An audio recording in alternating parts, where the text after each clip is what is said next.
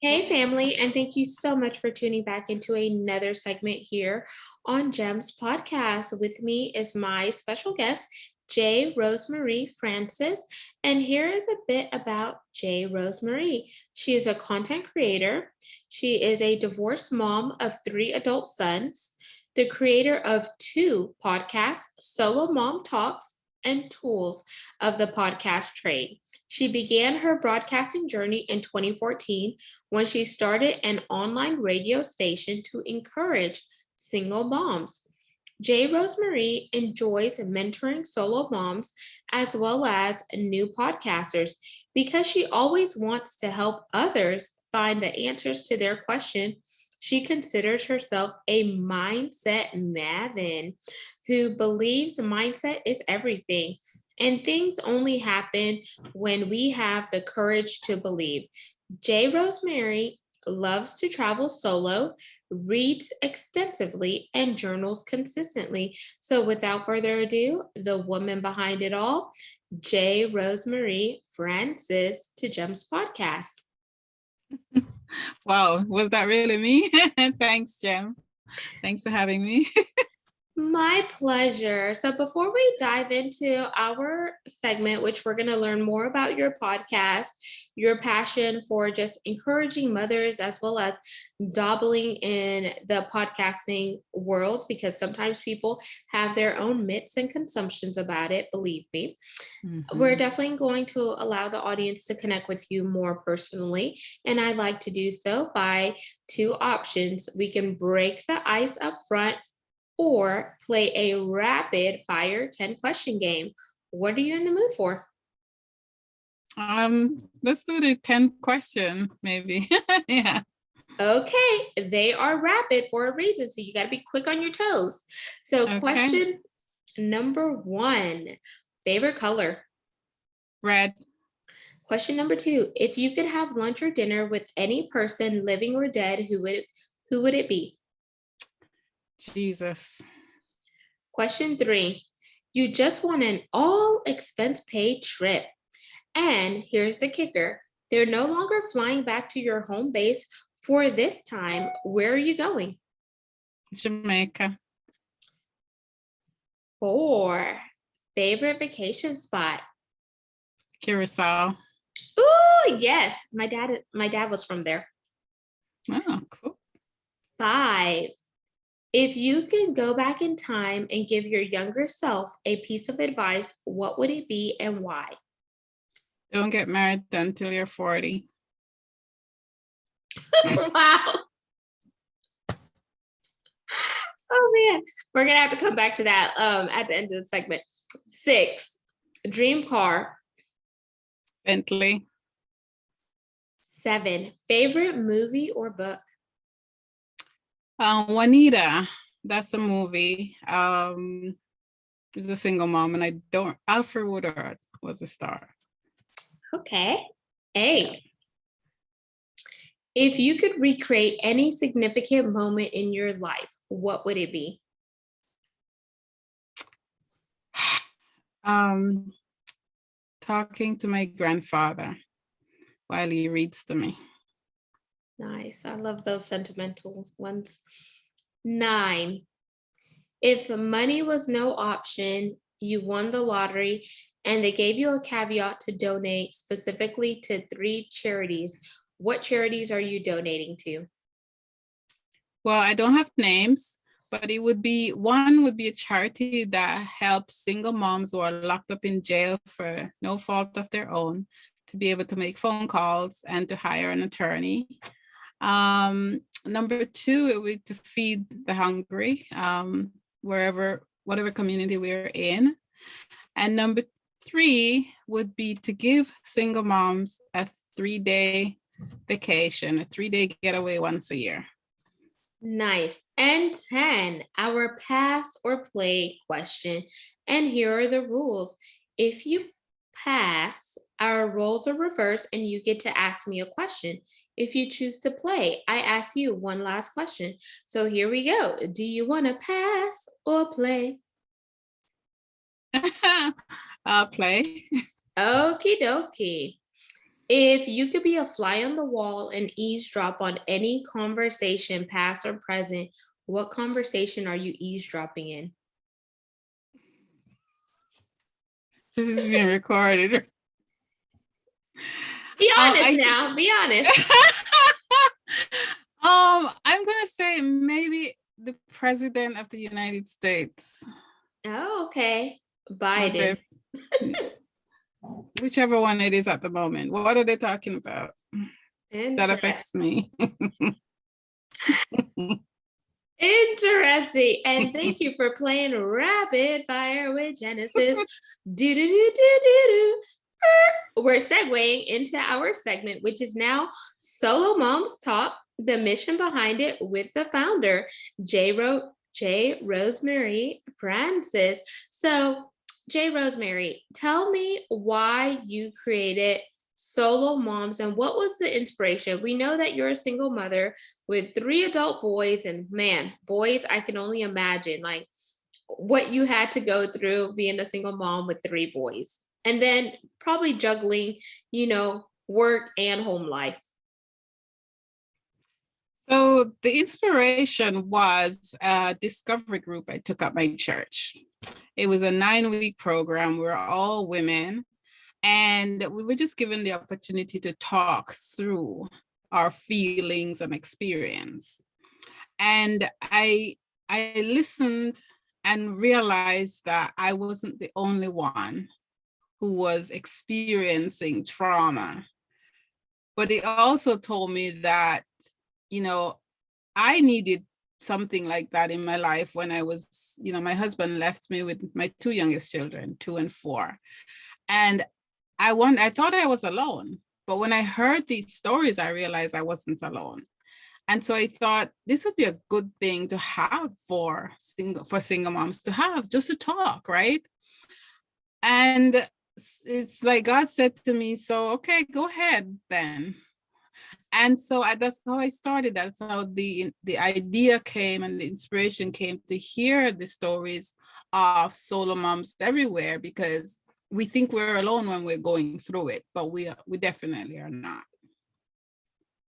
Wow. So the church was definitely a catalyst, and just being in that group opened your eyes, and then you said, "Oh my gosh, like this is tied to my ethos, and I have a mission to put out content to inspire other mothers that they're not alone." And you mentioned at the time your husband, which is now your ex-husband, left you with 2 boys. So when did your third son come into the equation? And then how was it adding another son to the mix on top of what? So the third son is my oldest son. So there's like a 12-year gap between my first son and my 2 youngest. So yeah, so my oldest son was from my first marriage. I got married very young at 20, and then I got divorced and remarried. And then I had these 2 and 4-year-old that my ex left me with. So that's where they come in. Wow. And since you've been doing your podcast, what are some of the reoccurring stories that you've heard from other solo moms and the feedback you've been getting? So a lot of it is that the stories are so similar.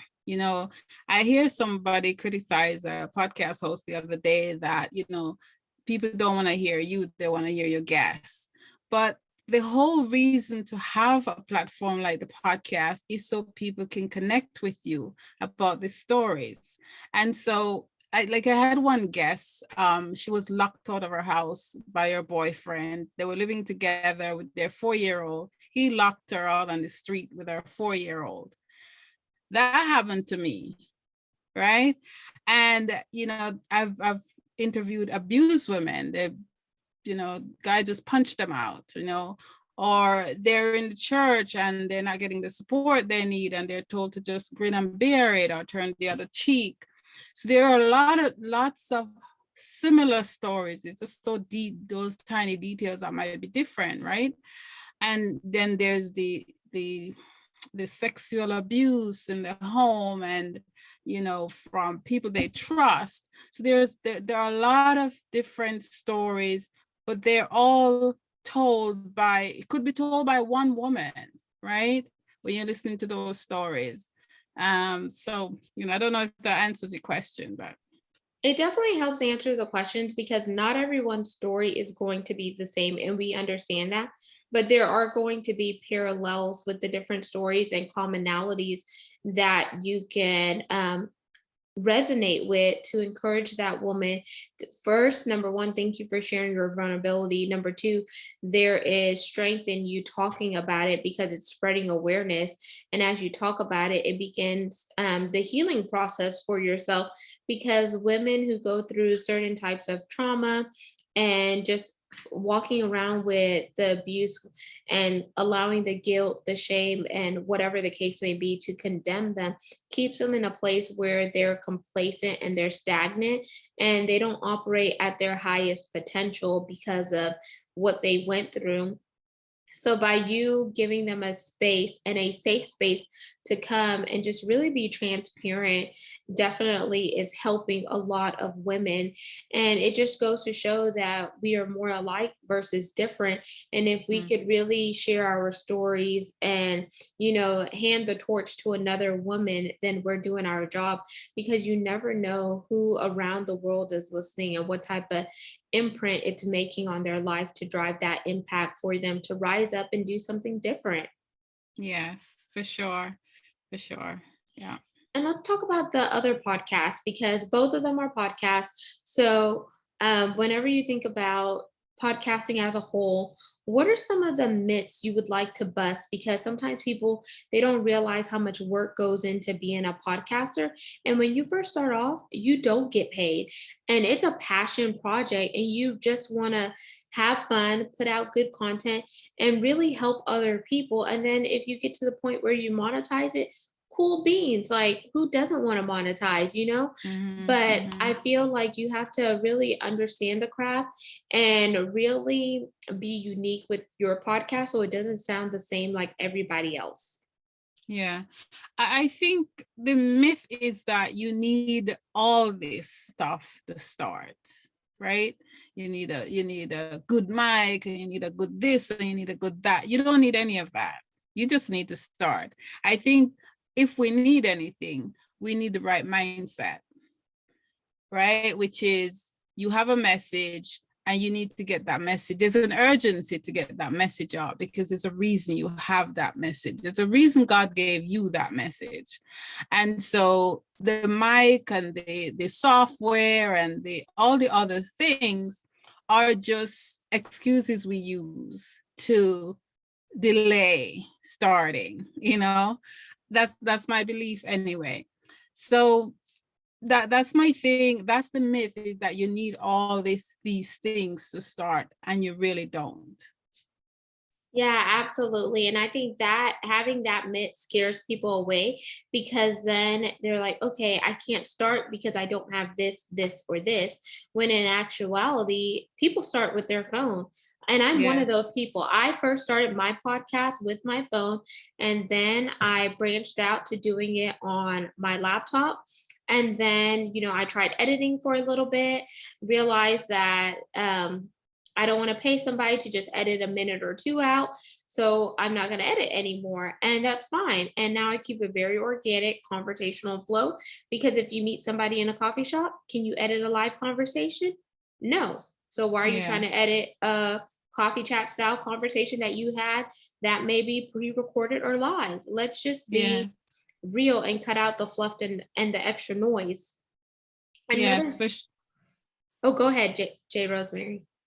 No, I'm agreeing with you, because one of the inspiration for that kind of thinking for me is Russell Brunson, the CEO of ClickFunnels.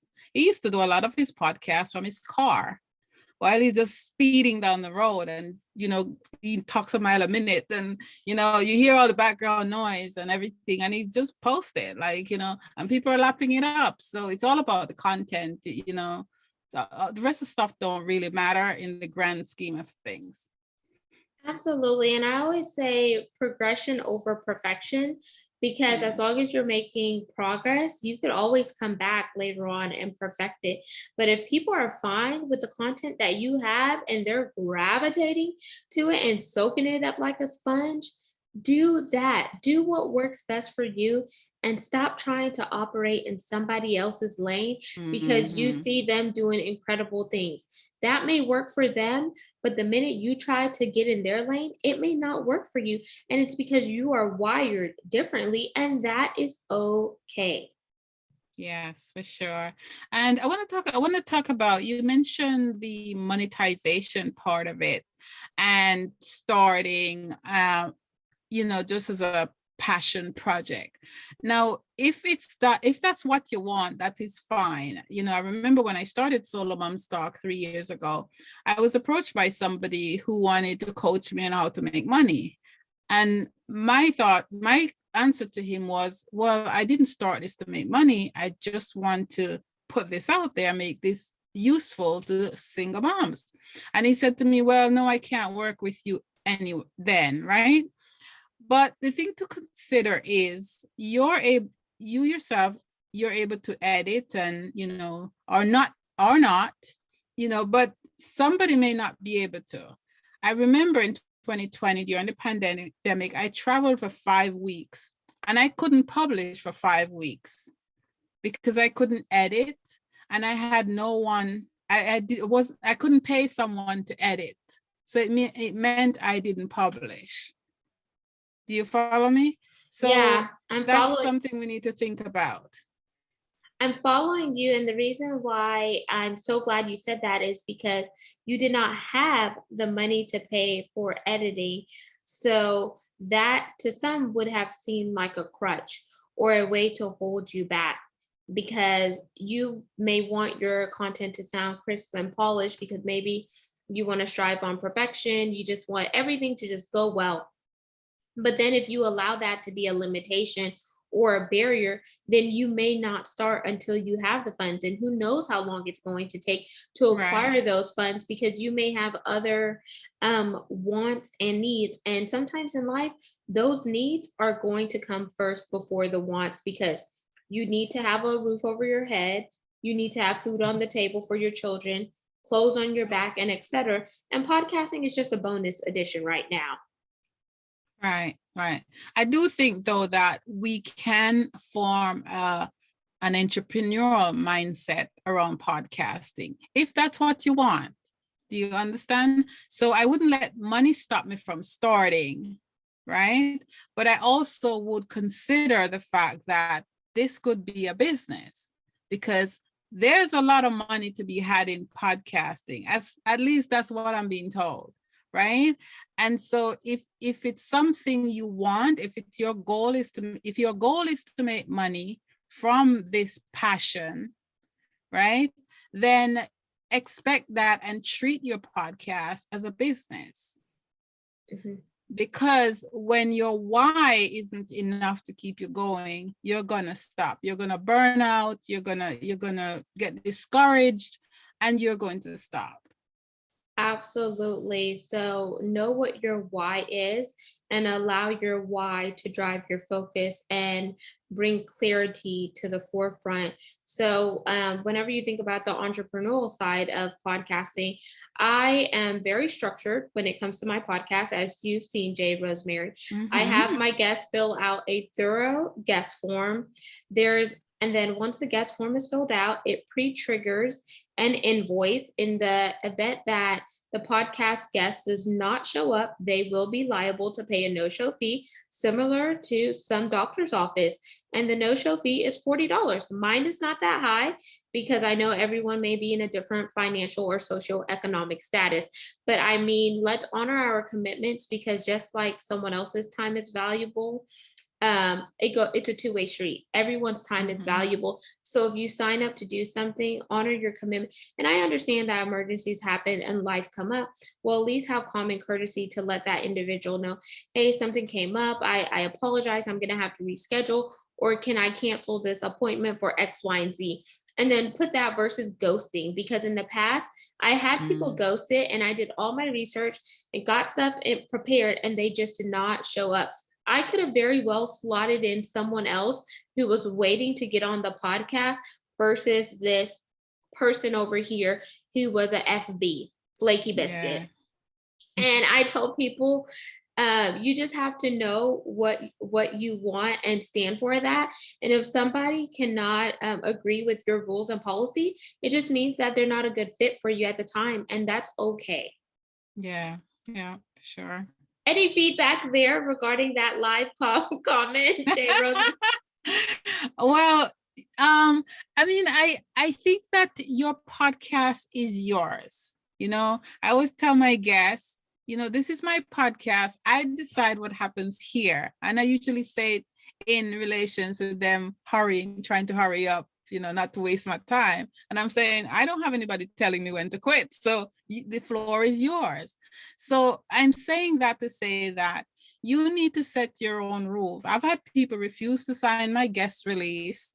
And I'm saying, well, bye, because my rules, my podcast. And so you have to arrange it the way you want it. And so I do like the no-show fee though, but but you just have to do what works for you and your show. Absolutely. And now that brings us to the call to action part of the segment. So, Jay Rosemary, I want you to leave the audience with your call to action once they hear the incredible gems that you shared. We talked about solo mom talks, we talked about podcasting, we talked about entrepreneurship, and etc. But if they don't remember anything at all, what is that staple that you want them to gravitate to? I want them to, are you talking about my stuff or just general? No, your stuff, or in general, what we talked about this conversation. I always like to leave a call to action, whether it's a challenge for the audience, whether it's something that's going to inspire and motivate them, or how they can level up in their area. Okay, so my biggest thing is to set goals for yourself and not the goal in your head, right? Write them down, write the vision down. What is it? What do you want out of life? Because when you know what you want and you have that solidly written and entrenched somewhere, then it's harder to get off track when somebody else comes with a different idea. And if you have those set goals, you have a roadmap to fulfill whatever dream, whatever's on that, whatever's written down in your journal or your notepad or wherever. So my number one is have goals. Number two is write them down. And three is take action. Just start, take action. Absolutely. Faith without works is dead. And Amen. without any actions, you're not going to make it to the finish line. So you have to start at the starting line, jump over those hurdles, keep on looking in front. And as you're looking in front, the finish line is going to get closer and closer because you did not allow yourself to be distracted or derail. Now, Jay Rosemary, I want you to give the audience your website and how they could connect with you on your social media where you primarily spend your time. Okay, thank you. So my SoloMoms Talk website is solomomstalk.com, SOLOMOMS talk.com. And that Instagram is where I spend most of my time, is at JRosemarie1. And Tools of the Podcast Trade is just what it sounds like, Tools of the Podcast Trade, and .com is the website. Okie dokie. So you heard it here, y'all. So it's J Rosemary1 on Instagram. Solo Mom Talks. There's a website for that.